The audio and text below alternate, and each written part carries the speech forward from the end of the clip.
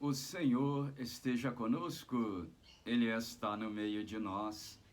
Proclamação do Evangelho de nosso Senhor Jesus Cristo, segundo São Marcos. Glória a vós, Senhor.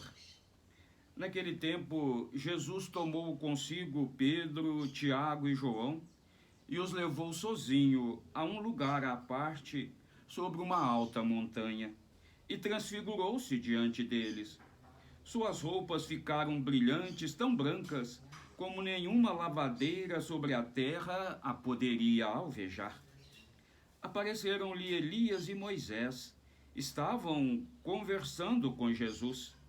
Então Pedro tomou a palavra e disse a Jesus: Mestre, é bom ficarmos aqui. Vamos fazer 3 tendas, uma para ti, outra para Moisés e outra para Elias. Pedro não sabia o que dizer, pois estavam todos com muito medo. Então desceu uma nuvem e os cobriu com sua sombra. E da nuvem saiu uma voz: Este é o meu filho amado, escutai o que ele diz. E de repente, olhando em volta, não viram mais ninguém, a não ser somente Jesus com eles. Ao descerem da montanha, Jesus ordenou que não contassem a ninguém o que tinham visto, até que o Filho do Homem tivesse ressuscitado dos mortos. Eles observaram essa ordem, mas comentavam entre si o que queria dizer ressuscitar dos mortos. Os 3 discípulos perguntaram a Jesus: Por que os mestres da lei dizem que antes deve vir Elias? Jesus respondeu: De fato, antes vem Elias para colocar tudo em ordem. Mas como dizem as Escrituras que o Filho do Homem deve sofrer muito e ser rejeitado, eu, porém, vos digo, Elias já veio, e fizeram com ele tudo o que quiseram, exatamente como as Escrituras falaram a respeito dele. Palavra da salvação, glória a vós, Senhor. Que a santa palavra do Evangelho perdoe os nossos pecados, nos conduza nesta vida para a vida eterna e nos façam homens e mulheres capazes de compreender que subir a montanha é estar em oração, é estar em sintonia com Jesus, com Deus Pai, com a Trindade Santa. Meus queridos irmãos e irmãs, Moisés subiu a montanha para receber as tábuas da lei, para receber os mandamentos. Jesus sobe as montanhas para estar em sintonia com Deus. E nós precisamos também subir a montanha para estar em sintonia com Jesus. E de que forma, meu querido irmão, minha querida irmã, nós vamos subir a montanha? Se às vezes aí na sua cidade só tem planície, não é verdade? Na realidade, o subir a montanha é estar em oração, é fazer uma oração bem sintonizada com o Senhor. É numa oração assim contemplativa, numa oração, vamos dizer assim, tete a tete, eu e Jesus, Jesus e eu, é que nós vamos ver ele se transfigurar diante de nós, é que nós vamos ver a maravilha que é esse Jesus ressuscitado. Os discípulos aqui ficaram tão extasiados com tanta maravilha de ver aquela beleza, né? Uma roupa tão branca de Jesus que lavadeira nenhuma podia lavar. E como se não bastasse, aparece ali Moisés e Elias conversando com Jesus. E Pedro, então, cheio de medo, né? O medo aqui é cheio de contemplação, cheio de extasia.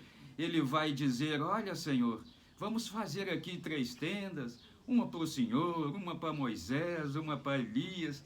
Aqui, meus queridos, a primeira mensagem, né? Jesus é Senhor dos vivos e não dos mortos.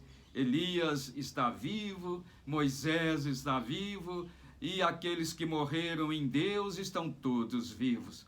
Ô meu irmão, ô minha irmã, Jesus então vai dizer: olha, vocês têm que subir a montanha, vocês têm que fazer orações, clamar a minha presença, clamar a presença do Espírito Santo, mas depois vocês têm que descer e ir para o meio do povo, proclamar o Evangelho, anunciar a palavra com muita fé, com muita coragem, pois o sentido da oração é uma fé verdadeira.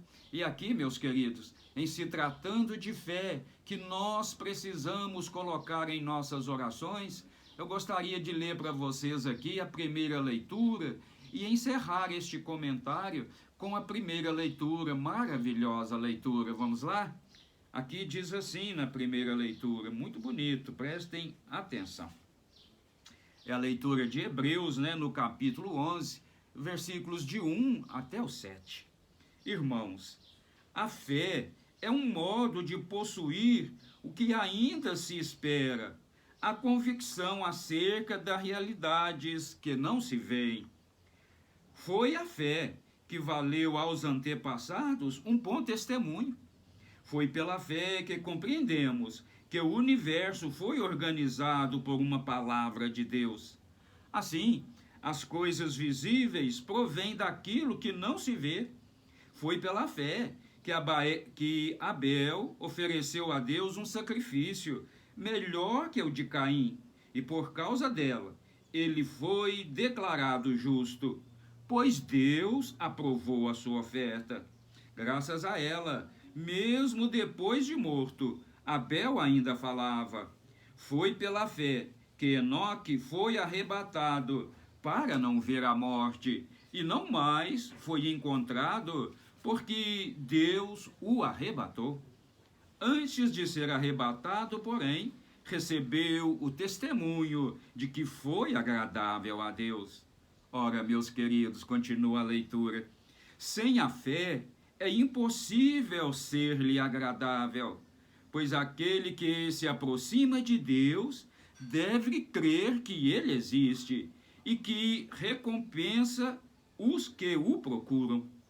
Foi pela fé que Noé, avisado divinamente daquilo que ainda não se via, levou a sério o oráculo e construiu uma arca para salvar a sua família.